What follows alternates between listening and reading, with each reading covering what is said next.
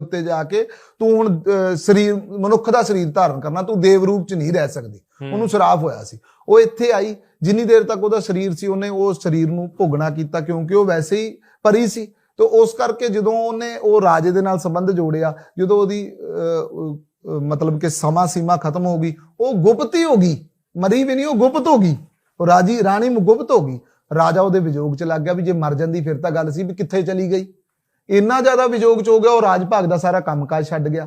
ਉਹਨੇ ਆਪਣੇ ਬੰਦਿਆਂ ਨੂੰ ਕਹਿ ਦਿੱਤਾ ਵੀ ਜਿੱਥੋਂ ਕਿੱਥੋਂ ਇਹ ਮੇਰੀ ਰਾਣੀ ਮੈਨੂੰ ਲੱਭ ਕੇ ਲਿਆ ਕੇ ਦਿਓ, ਗਵਾਚੀ ਹੈ, ਜੋ ਨਾਮ ਕੋਈ ਕਹੇਗਾ ਮੈਂ ਦਊਂਗਾ।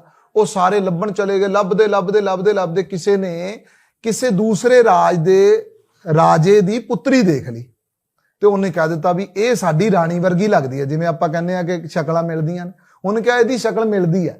ਉਹਨੇ ਕਿਹਾ ਵੀ ਇਹ ਰਾਣੀ ਜਿਹੜੀ ਇਹ ਰਾਜੇ ਦੀ ਰਾਣੀ, ਇਹ ਸ਼ਕਲ ਨਹੀਂ ਮਿਲਦੀ, ਇਹੀ ਰਾਣੀ ਇਹ ਰਾਜਾ ਚੁੱਕ ਲਿਆ। ਉਹਨੇ ਜਾ ਕੇ ਰਾਜੇ ਨੂੰ ਦੱਸ ਦਿੱਤਾ ਵੀ ਰਾਜਾ ਸਾਹਿਬ ਉਹ ਰਾਣੀ ਆਪਣੀ ਉਹ ਚੁੱਕ ਕੇ ਲੈ ਗਿਆ ਦੂਜਾ ਰਾਜਾ। ਉਹਨੇ ਆਪਣੇ ਪੁੱਤਰ ਨੂੰ ਕਿਹਾ ਚੱਕ ਸਾਰੀ ਸੈਨਾ ਤੇ ਜਾ ਕੇ ਮੇਰੀ ਰਾਣੀ ਛਡਾ ਕੇ ਲਿਆ, ਆਪਣੀ ਮਾਂ ਛਡਾ ਕੇ ਲਿਆ, ਸਿੱਧੇ ਸ਼ਬਦਾਂ ਦੇ ਵਿੱਚ। ਉਹ ਗਿਆ, ਉਹਨੇ ਜੰਗ ਲੜਿਆ ਤੇ ਉਹ ਰਾਣੀ ਨੂੰ ਛਡਾ ਲਿਆਂਦਾ। ਹੁਣ ਉਮਰ ਦੇ ਮੁਤਾਬਕ ਉਹ ਜਿਹੜੀ ਰਾਣੀ ਸੀ ਉਹ ਰਾਜੇ ਦੀ ਪੁੱਤਰੀ ਦੇ ਬਰਾਬਰ ਹੀ ਸੀ, ਉਮਰ ਦੇ ਮੁਤਾਬਕ ਛੋਟੀ ਉਮਰ ਸੀ। ਤੇ ਜਦੋਂ ਉਹਨੇ ਲਿਆ ਕੇ ਰਾਣੀ ਨੇ ਦੇਖਿਆ ਕਿ ਇਹ ਰਾਜਾ ਮੈਨੂੰ ਜਿੱਤ ਕੇ ਲੈ ਕੇ ਜਾ ਰਿਹਾ। ਪਹਿਲਾਂ ਰਾਣੀਆਂ ਦਾ ਇਹੀ ਸਵੰਬਰ ਹੁੰਦਾ ਸੀ ਨਾ, ਜਿਹੜਾ ਸਭ ਤੋਂ ਤਾਕਤਵਰ ਰਾਜਾ ਉਹ ਮੇਰਾ ਮਤਲਬ ਵਰ ਬਣੇਗਾ। ਤਾਂ ਉਹਨੇ ਕਿਹਾ ਵੀ ਇਹ ਤਾਂ ਮੇਰਾ ਵਰ ਬਣ ਕੇ ਆ ਗਿਆ, ਮੇਰਾ ਪਤੀ ਬਣ ਕੇ ਆ ਗਿਆ, ਜਦਕਿ ਉਹਨੂੰ ਇਹ ਨਹੀਂ ਸੀ ਪਤਾ ਕਿ ਜਿਹਦਾ ਪਤੀ ਇਹਦਾ ਪਿਓ ਬਣਨਾ ਮੇਰਾ। ਉਹਨੇ ਪੁੱਤਰ ਨੇ ਜਾ ਕੇ ਆਪਣੀ ਜਿਹੜੀ ਰਾਣੀ ਸੀ ਉਹ ਆਪਣੇ ਪਿਤਾ ਅੱਗੇ ਪੇਸ਼ ਕਰ ਦਿੱਤੀ। ਉਹਨੇ ਕਿਹਾ ਵੀ ਮੇਰਾ ਤਾਂ ਇਹਦੇ ਨਾਲ ਉਮਰ ਦਾ ਹੀ ਨਹੀਂ ਮੇਲ ਬਣਦਾ, ਵੀ ਇਹ ਤਾਂ ਬਜ਼ੁਰਗ ਹੈ ਤੇਰਾ ਪਿਓ, ਮੇਰਾ ਤੇਰੇ ਨਾਲ ਬਣਦਾ। ਜਦੋਂ ਉਸ ਰਾਣੀ ਨੇ ਉਸ ਰਾਜੇ ਦੇ ਪੁੱਤਰ ਦੇ ਨਾਲ ਸੰਬੰਧ ਜੋੜਨ ਦੀ ਗੱਲ ਕੀਤੀ, ਉਹਨੇ ਦੱਸਿਆ ਕਿ ਤੂੰ ਮੇਰੀ ਧਰਮ ਦੀ ਮਾਤਾ ਬਣ ਗਈ ਹੈ, ਤੂੰ ਮੇਰੀ ਮਾਂ ਨਹੀਂ, ਘਰ ਵਾਲੀ ਨਹੀਂ ਬਣ ਸਕਦੀ, ਪਤਨੀ ਨਹੀਂ ਬਣ ਸਕਦੀ। ਉਹਨੇ ਕਿਹਾ ਵੀ ਹੁਣ ਮੈਂ ਇੰਨਾ ਜ਼ਿਆਦਾ ਥੱਲੇ ਉਤਰ ਚੁੱਕੀ ਹਾਂ, ਦੋ ਹੀ ਗੱਲਾਂ ਨੇ, ਜਾਂ ਹੁਣ ਮਤਲਬ ਕਿ ਅਸੀਂ ਅੱਖਾਂ 'ਚ ਅੱਖਾਂ ਗੱਲ ਪਾ ਕੇ ਕਿੱਦਾਂ ਕਰ ਸਕਦੇ ਹਾਂ ਵੀ ਇਹ ਮੇਰਾ ਪੁੱਤਰ ਹੈ ਹੁਣੇ। ਉਹਨੇ ਫਿਰ ਰਾਣੀ ਨੇ ਤੋਹਮਤ ਲਾਈ ਵੀ ਰਾਜਾ ਤੇਰੇ ਪੁੱਤਰ ਨੇ ਮੇਰੀ ਇੱਜ਼ਤ ਦੇ ਉੱਤੇ ਹੱਥ ਪਾਇਆ।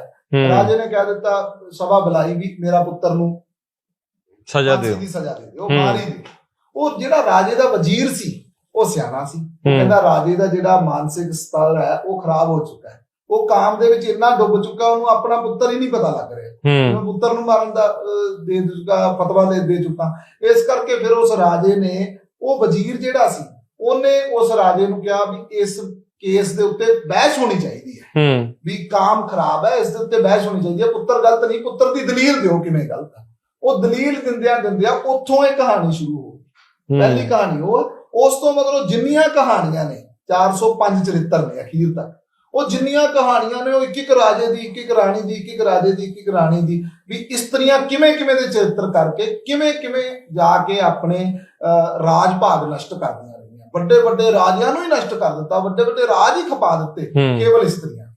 ਉਹ ਇਸਤਰੀਆਂ ਦੇ ਜਿੰਨੇ ਚਰਿੱਤਰ ਸੀ, ਈਵਨ ਦੈਟ ਕਿ ਇੱਥੋਂ ਤੱਕ ਕਿ ਲਿਖਿਆ ਤ੍ਰਿਆ ਚਰਿੱਤਰ ਹੈ, ਤੁਸੀਂ ਉਹਦੇ ਅਖੀਰ ਚ ਪੜੋ, ਹਰ ਚਰਿੱਤਰ ਦੇ ਲਈ ਇਹ ਤਸਰੀ ਚਰਿੱਤਰ ਪਖਿਆਨੇ ਤ੍ਰਿਆ ਚਿੱਤਰੇ ਮੰਤਰੀ ਭੂਪ ਸੰਵਾਦੇ, ਉਹ ਲਿਖਿਆ ਨਾ ਉਹਦੇ ਵਿੱਚ ਮੰਤਰੀ ਤੇ ਭੂਪ, ਰਾਜੇ ਦਾ ਤੇ ਮੰਤਰੀ ਦਾ ਸੰਵਾਦ ਹੋ ਰਿਹਾ, ਉਹਦੇ ਤੇ ਦਲੀਲ ਹੋ ਰਹੀ ਹੈ, ਉਹ ਕੇਸ ਦੇ ਉੱਤੇ ਬਹਿਸ ਚੱਲ ਰਹੀ ਹੈ। ਸਿੱਧੇ ਸ਼ਬਦਾਂ 'ਚ ਆਪਾਂ ਕਹੀਏ ਉਹ ਬਹਿਸ ਚੱਲਦਿਆਂ ਜਿੱਥੇ ਉਹਨੇ ਇਸਤਰੀਆਂ ਦੇ ਚਰਿੱਤਰ ਦਿੱਤੇ, ਚਰਿੱਤਰ ਪੁਰਸ਼ਾਂ ਦੇ ਵੀ ਦਿੱਤੇ ਆ, ਪੁਰਸ਼ ਚਰਿੱਤਰ ਵੀ ਉਹਦੇ 'ਚ ਲਿਖੇ ਆ, ਤਕਰੀਬਨ 35 ਪੁਰਸ਼ ਚਰਿੱਤਰ ਲਿਖੇ ਆ ਤੇ ਬਾਕੀ ਇਸਤਰੀਆਂ ਦੇ 300 ਚਰਿੱਤਰ 365 ਚਰਿੱਤਰ ਦੇ ਹਿਸਾਬ ਨਾਲ ਲਿਖੇ ਆ।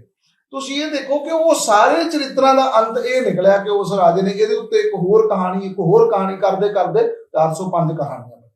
ਸੋ ਉਹ ਕਹਾਣੀਆਂ ਨੂੰ ਇੰਨਾ ਵਿਸਥਾਰ ਦਿੱਤਾ, ਉਸ ਰਾਜੇ ਦੀ ਜਿਹੜੀ ਮਾਨਸਿਕਤਾ, ਉਹਦੇ ਦਿਮਾਗ ਦੇ ਵਿੱਚ ਜਿਹੜਾ ਕਾਮ ਬੈਠ ਚੁੱਕਾ ਸੀ, ਉਹਨੂੰ ਵਿਸ਼ਾਲ ਕਰਦੇ ਇੰਨਾ ਖੋਲ ਦਿੱਤਾ ਕਿ ਉਹਨੂੰ ਦੱਸ ਦਿੱਤਾ ਵੀ ਇਸਤਰੀ ਬੰਦੇ ਤੋਂ ਬਹੁਤ ਕੁਝ ਕਰਾ ਦਿੰਦੀ ਹੈ, ਬਹੁਤ ਕੁਝ ਕਰਾ ਦਿੰਦੀ ਹੈ। ਫਿਰ ਅਖੀਰ ਜਾ ਕੇ ਉਸ ਰਾਜੇ ਨੂੰ ਸਮਝ ਆਈ, ਜਦੋਂ ਉਹਨੇ ਕਿਹਾ ਮੈਂ ਆਪਣੀ ਰਾਣੀ ਦਾ ਤਿਰਸਕਾਰ ਤਿਆਗ ਕਰਦਾ, ਨਾਲ ਦੀ ਨਾਲ ਰਾਣੀ ਸਮਝ ਗਈ। ਸੋ ਅੱਜ ਵੀ ਉਹ ਕਨਸੈਪਟ ਹੈ, ਕਾਮ ਦੇ ਪਿੱਛੇ ਲੱਗ ਕੇ ਕਿੰਨਾ। ਤਾਂ ਫਿਰ ਕੀ ਇਸ ਬਾਣੀ ਨੂੰ ਜਾਂ ਇਸ ਜੋ ਇਹ ਕੁਝ ਤੁਸੀਂ ਕਹਿ ਰਹੇ ਹੋ ਗੁਰੂ ਸਾਹਿਬ ਨੇ ਸਿੱਖਿਆ ਦਿੱਤੀ, ਗੁਰੂ ਗ੍ਰੰਥ ਸਾਹਿਬ ਦੇ ਬਰਾਬਰ ਪ੍ਰਕਾਸ਼ ਕਰਕੇ ਉਨੀ ਸਨਮਾਨ, ਉਹਨਾਂ ਉਸ ਲੈਵਲ ਤੇ ਦੇਖਣਾ ਚਾਹੀਦਾ ਸਨ? ਮੱਕੜ ਸਾਹਿਬ, ਇਹ ਜਿਹੜਾ ਪ੍ਰਸ਼ਨ ਹੈ ਨਾ, ਪਹਿਲੀ ਗੱਲ ਤਾਂ ਇਹ ਹੈ ਕਿ ਗੁਰੂ ਗੋਬਿੰਦ ਸਿੰਘ ਮਹਾਰਾਜ ਨੇ ਆਪਣੇ ਆਪ ਨੂੰ ਗੁਰੂ ਨਹੀਂ ਮੰਨਿਆ। ਜੋ ਮੁਝ ਕੋ ਪਰਮੇਸ਼ਰ ਉਤਰਿਆ ਤੇ ਸਭ ਨਰਕੁੰਡ ਮੈਂ ਪਰਾ ਹੈ, ਤੇਗ ਬਹਾਦਰ ਸੇ ਮੇਰੇ ਘਰ ਨਾ ਨਹੀਂ ਦਾਵਾ। ਤਾਂ ਅੱਗੇ ਤਾਂ ਗੁਰੂ ਗੋਬਿੰਦ ਸਿੰਘ ਮਹਾਰਾਜ ਨੇ ਤਾਂ ਆਪਣਾ ਤਾਂ ਲਿਖਿਆ ਨਹੀਂ। 10ਵੇਂ ਪਾਤਸ਼ਾਹ ਗੁਰੂ ਗੋਬਿੰਦ ਸਿੰਘ ਮਹਾਰਾਜ ਸਭ ਥਾਈਂ ਹੋਇਸਾ, ਇਹ ਸ਼ਬਦ ਗੁਰੂ ਗੋਬਿੰਦ ਸਿੰਘ ਮਹਾਰਾਜ ਨੇ ਨਹੀਂ ਲਿਖੇ, ਇਹ ਲਿਖੇ ਕਿੰਨੇ ਆ? ਸਿੱਖਾਂ ਨੇ ਲਿਖੇ। ਗੁਰੂ ਗੋਬਿੰਦ ਸਿੰਘ ਆਪ ਨਹੀਂ ਸੀ ਗੁਰੂ, ਸਿੱਖਾਂ ਨੇ ਉਹਨਾਂ ਨੂੰ ਗੁਰੂ ਮੰਨਿਆ, ਅਡਾਪਟ ਕੀਤਾ ਸੀ ਵੀ ਇਹ ਸਾਡੇ 10ਵੇਂ ਗੁਰੂ ਨੇ, ਠੀਕ ਹੈ ਨਾ। ਇਸੇ ਤਰ੍ਹਾਂ ਜਿਹੜੀ ਗੁਰੂ ਗੋਬਿੰਦ ਸਿੰਘ ਮਹਾਰਾਜ ਦੀ ਬਾਣੀ ਹੈ ਉਹ ਵੀ ਸਿੱਖਾਂ ਲਈ ਗੁਰੂ ਹੈ ਨਾ। ਤਾਂ ਜਿੱਥੇ ਉਹ 9 ਗੁਰੂਆਂ ਦੀ ਬਾਣੀ ਅਸੀਂ ਗੁਰੂ ਸਮਾਨ ਮੰਨਦੇ ਆ, ਤਾਂ ਜਿਹੜੀ 10ਵੇਂ ਪਾਤਸ਼ਾਹ ਦੀ ਬਾਣੀ ਅਸੀਂ ਉਹਨੂੰ ਕੀ ਸਤਿਕਾਰ ਦਿਆਂਗੇ? ਕੀ ਸਮਝਦੇ ਆਪਾਂ ਉਸ ਗੱਲ ਨੂੰ? ਜਿਹੜੇ ਉਸ ਵੇਲੇ ਦੇ ਸਾਡੇ 18ਵੀਂ ਸਦੀ ਦੇ ਸਿੱਖ ਸੀ, ਉਹਨਾਂ ਸਿੱਖਾਂ ਨੇ ਇਸ ਬਾਣੀ ਨੂੰ ਇੰਨਾ ਕੁ ਜ਼ਿਆਦਾ ਸਤਿਕਾਰ ਦਿੱਤਾ ਹੈ ਕਿ ਉਹ ਤਾਂ ਕਹਿੰਦੇ ਕਿ ਜਦੋਂ ਤੱਕ ਤੁਸੀਂ, ਉਹ ਤੁਹਾਨੂੰ ਮੈਂ ਪੰਕਤੀ ਪਹਿਲਾਂ ਵੀ ਸੁਣਾਈ ਰਹਿਤਨਾਮਿਆਂ ਦੀ, ਵੀ ਦੋ ਗ੍ਰੰਥ ਮੈਂ ਬਾਣੀ ਜੋਈ ਚੁਣ ਚੁਣ, ਵੀ ਜਦੋਂ ਤੱਕ ਸਿੱਖੀ ਉਹ ਹੈ ਜਿਹੜਾ ਦੋਵਾਂ ਗ੍ਰੰਥਾਂ ਦੇ ਵਿੱਚੋਂ ਬਾਣੀ ਕੱਢ ਰਿਹਾ। ਸੋ ਇੱਕ ਗੱਲ ਤਾਂ ਇਹ ਹੈ ਕਿ, ਦੂਸਰੀ ਗੱਲ ਇਹ ਹੈ ਕਿ ਉਹ ਗ੍ਰੰਥ, ਪਹਿਲੀ ਗੁਰੂ ਗ੍ਰੰਥ ਸਾਹਿਬ ਮਹਾਰਾਜ ਤੇ 10ਵੇਂ ਗ੍ਰੰਥ ਸਾਹਿਬ ਮਹਾਰਾਜ, ਉਹ ਸਾਡਾ ਮੀਰੀ ਤੇ ਪੀਰੀ ਦਾ ਸਿਧਾਂਤ ਹੈ।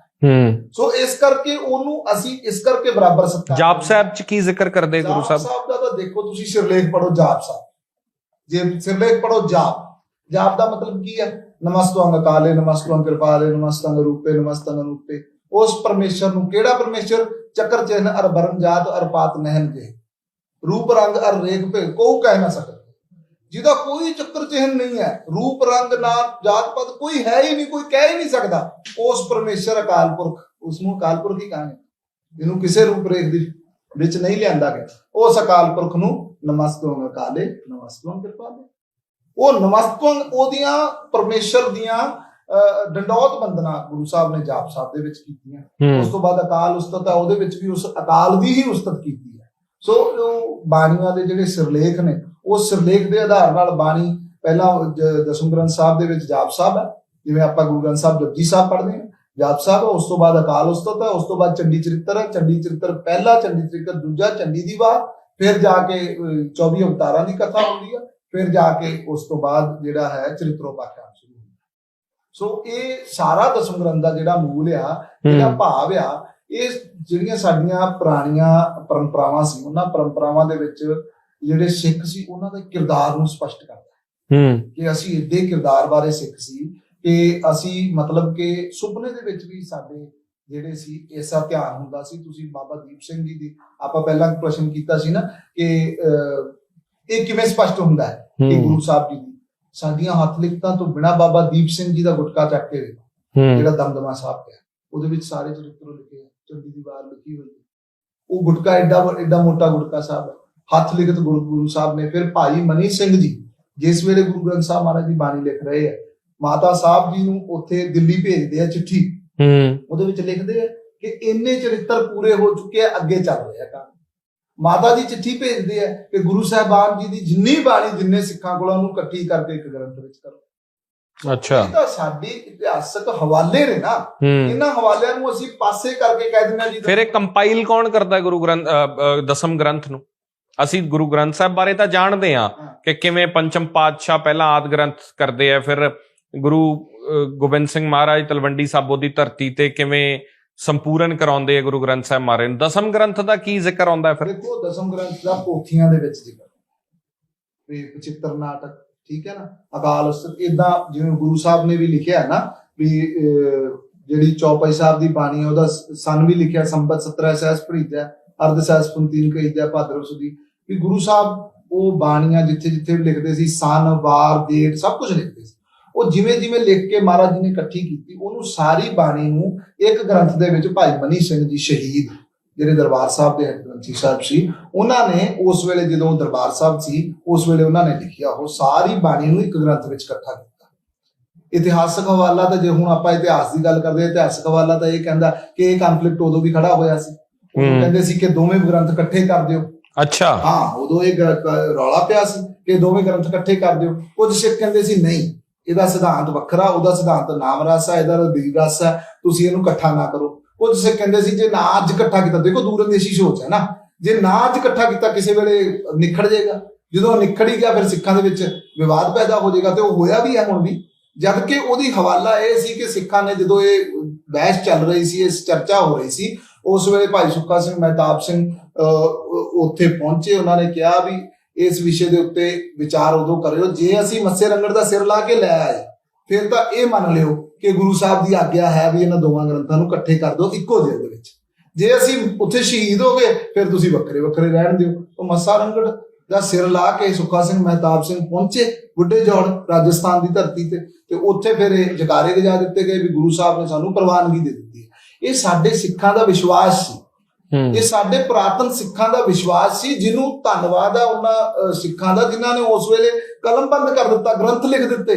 ਨਹੀਂ ਤੇ ਅੱਜ ਤਾਂ ਸਾਨੂੰ ਹਰ ਗੱਲ ਦੇ ਉੱਤੇ ਲੌਜਿਕ ਤੇ ਉੱਤੇ ਕਹਿ ਦਿੰਦੇ ਜੀ ਇਹ ਤਾਂ ਅਸੀਂ ਵਿਸ਼ਵਾਸ ਨਹੀਂ ਮੰਨਦੇ, ਪਰ ਉਹ ਲਿਖ ਦਿੱਤਾ, ਉਹਦਾ ਇਤਿਹਾਸ ਇੱਕ ਘਟਨਾ ਬਣੀ ਤੇ ਉਸ ਤੋਂ ਬਾਅਦ ਉਹ ਗ੍ਰੰਥ ਇਕੱਠੇ ਵੀ ਹੋਏ, ਉਹ ਗ੍ਰੰਥਾਂ ਨੂੰ ਇੱਕ ਜਿਲਦ ਵਿੱਚ ਵੀ ਕੀਤਾ ਗਿਆ। ਉਹ ਗ੍ਰੰਥ ਵੀ ਅੱਜ ਸਾਡੇ ਕੋਲ ਹੈ। ਕਦੋਂ ਕੀਤਾ ਗਿਆ? ਉਸ ਵੇਲੇ ਜਦੋਂ ਮੱਸੇ ਰੰਗੜ ਦਾ ਸਿਰ ਵੱਢਿਆ। ਤੁਸੀਂ ਕਹਿ ਰਹੇ ਹੋ ਕਿ ਗੁਰੂ ਗ੍ਰੰਥ ਸਾਹਿਬ ਤੇ ਦਸਮ ਗ੍ਰੰਥ ਨੂੰ ਇਕੱਠੇ ਕਰ ਦਿੱਤਾ ਗਿਆ ਸੀ। ਇੱਕ ਜਿਲਦ ਦੇ ਵਿੱਚ ਬਹੁਤ ਵੱਡੀ ਗੱਲ ਕਹਿ ਰਹੇ ਹੋ ਤੁਸੀਂ। ਇਹ ਵੱਡੀ ਗੱਲ ਨਹੀਂ ਮੈਂ ਕਹਿ ਰਿਹਾ, ਇਹ ਬੜੀ ਜ਼ਰੂਰੀ ਗੱਲ ਹੈ, ਵੱਡੀ ਗੱਲ ਤਾਂ ਹੈ ਹੀ ਹੈ, ਪਰ ਉਹ ਇੱਕ ਜਿਲਦ ਦੇ ਵਿੱਚ, ਉਹ ਜਿਲਦ ਅੱਜ ਵੀ ਹੈ, ਦਿੱਲੀ ਵਿੱਚ ਪਈ ਹੈ, ਤੁਸੀਂ ਜਾ ਕੇ ਦਰਸ਼ਨ ਕਰੋ, ਇੱਕੋ ਜਿਲਦ ਦੇ ਵਿੱਚ।